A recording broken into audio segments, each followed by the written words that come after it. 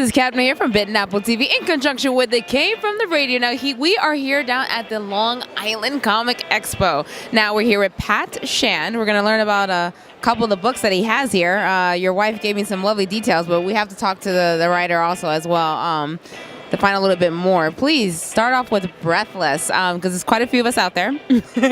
And I think people should definitely know more about that. Yeah, Breathless, it's my new comic from Black Mask Studios. It is about a scientist who discovers the cure for asthma in the body of a dead monster. And she finds herself on the run from Big Pharma, who do not want the cure for asthma out there because of all the money that they make off of that. I feel like that story has a lot of realism in there. I'm so confident of that. Where did you find the inspiration, one, for that, the book, and as well as finding the cure in a monster? Well, you know, it's... The monster part is because I was exploring how this industry is kind of made by monsters, right? So I wanted to put in an actual supernatural monster in there just to balance it out. But the inspiration comes from the fact that every month I go to a pharmacy and pay an amazing amount of money for my medication. And every time I pay, the person behind the counter looks at me and says, "Are you aware of how much you're paying?" And I really am, you know? Every time I'm very, very, very aware. So I wanted to create something that sort of spoke to that horror story that we as Americans live sometimes.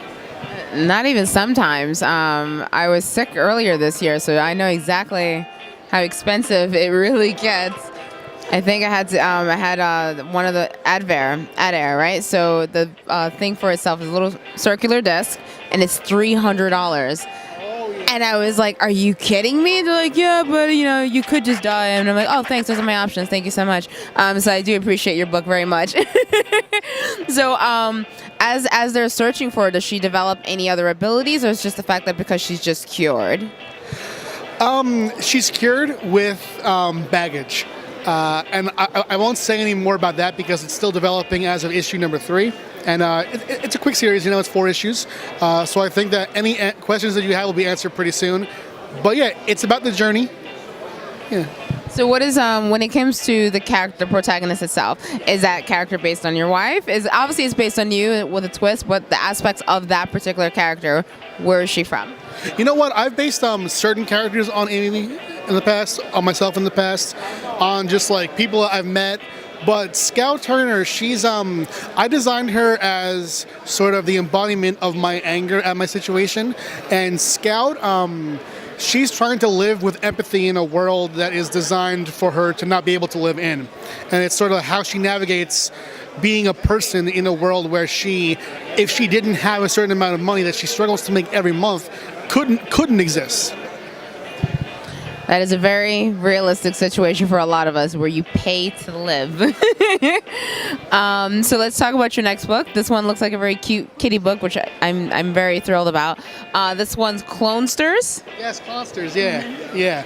Clonsters, actually, speaking of Amy, my wife, she created this book and we wrote it together. It is based on her clay creations. You know, she designs these characters out of polymer clay. And she made this world where there are different creatures from the earth, from the sea, and they cohabitate.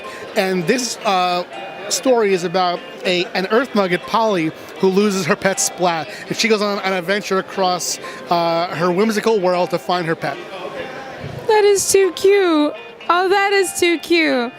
Now, what's it like when she's making these little clay creatures around the house? Like, do you just have them laying around in the kitchen? Like, people are like, "Hey, would you like eggs?" "Oh, what's that?" Like, how does that work? You know what? It's so fun. We have a shelf of them because we have cats, right? So it's like a #1 goal to protect these from the cats because they want them. You know what I'm saying? I have it. No, I know exactly what you're talking about. Cats are jerks. They're like, "Oh, is that yours? Can I have it?" Yeah. So they are definitely secluded, but we have so many of them. And in fact, growing up, I was a big collector, and now I kind of collect these. And she's making them at home, and it's my favorite. That's so sweet. And you guys are adorable. Aww, oh, you're so cute. Okay, now I see here Vampire Emmy. What's going on? Are they starting a band, or what's going on? Vampire Emmy and the Garbage Girl is that was a one-off story I did a few years ago. It's about a vampire who has kind of gotten tired of like the epic vampire life, and she just stays at home watching Netflix, eating cheese fries with blood, and just kind of like lounging. And she is brought out of her funk when she meets this cute garbage girl who's her sanitation worker pretty much. So she sees her through the window, and she wants to go outside to meet her, but the sun is up, so she can't go outside. So she goes on this like sort of quest to figure out how to interact with this girl who she wants to meet. Like that. I like that. Wow. It's cute, and I guess that would draw you outside. That's exactly what happens when you're stuck in a house all day and you're like, ooh, what's that? I love that. That's so cute, because for a second I was like, that almost looks like it could be in like on a punk rock band. Like Vampire Emmy, and the Garbage Girl, like, all right, Good Night New York, like that kind of thing. The song, right? Oh my God, you guys should, and I want to see this as a cartoon, seriously. The theme song. Yeah. My other question is about Destiny New York here. Destiny New York it's my baby pretty much. It's the book that it's my ongoing series. So every year we put out one volume. And it chronicles the lives of a few characters who live in New York in a world where magic is just a regular part of life. So it's a fantasy story that focuses more on the romance, the human interactions. It's sort of slice of life. Okay, so what is the destiny part? Because I'm seeing on the back of the book it says adulting is hard, and God knows it is. The destiny part is that our lead character, Logan, she used to have a prophecy about her. She was destined to do something great, and she completed her destiny when she was 13 years old. Right? And now she's 29, but the thing is, all these Magic's TV series and books and movies, when the prophecy's complete, they end, right? The story's over. This is about how, when you've done the greatest thing you'll ever do, how do you still live life every day? Oh, wow, it's got real quick. Just, like, I've done it. Everyone's like, it's great. And then, the next day you're at Starbucks. Exactly. Literally, her job is at a coffee shop. So that's great. That's great. Oh, wow. Okay, so was there a particular piece or a story that you were watching that inspired you to go, I wonder what happened afterwards that caused you to, like, create this? You know what? Not so much watching, but it's like, it came from my creative angst in that, like, I began to write professionally when I was 22 years old, and there have been times where, like, all right, I've done this early in my life. What's next? So it kind of came from that anxiety. And among other things, I put all the things that I'm going through and dealing with in this book right here. Well, as a writer, you instinctively put yourself into the book. Even if you don't mean to, you're just like, that is me. That is me. Who's the redhead? She is the romantic lead. It's the blonde is Logan and the redhead is Lilith. And she is somewhat physically based on Amy, my wife. And she's a sort of where Logan is a former magical girl who had a destiny. Lilith is a former she's the last surviving daughter of a mystical crime family. So she's like Tony Soprano's daughter in a world where magic is real, pretty much.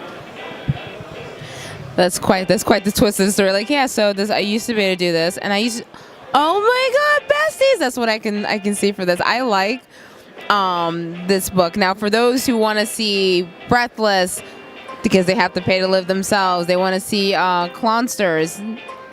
It's cute little. I'm sorry, I'm picturing cats knocking and the nuggets over. Like, there's so much happening in my head right now. or if they want to check out Vampire Emmy and the Garbage Girl, I'm developing a theme song for you. I don't know what's happening. And Destiny New York, because I'm pretty sure I'm late on my Destiny. I should be on schedule, so I may need to read this for what happens afterwards. Where can they find you? All right, so I'm at Pat Shand online on Twitter, Facebook, Instagram, Tumblr. Snapchat, right? I'm on Snapchat now. I'm trying. Me too. I have Snapchat, but I just don't use it very well. But I feel like I'm showing my age to my viewers. God, me too. Me too. You know what? I use Snapchat for like text conversations, but it's so hard to figure out. And my company, Space Between, is online at Space Between Ent on Twitter, Instagram, etc., etc., etc.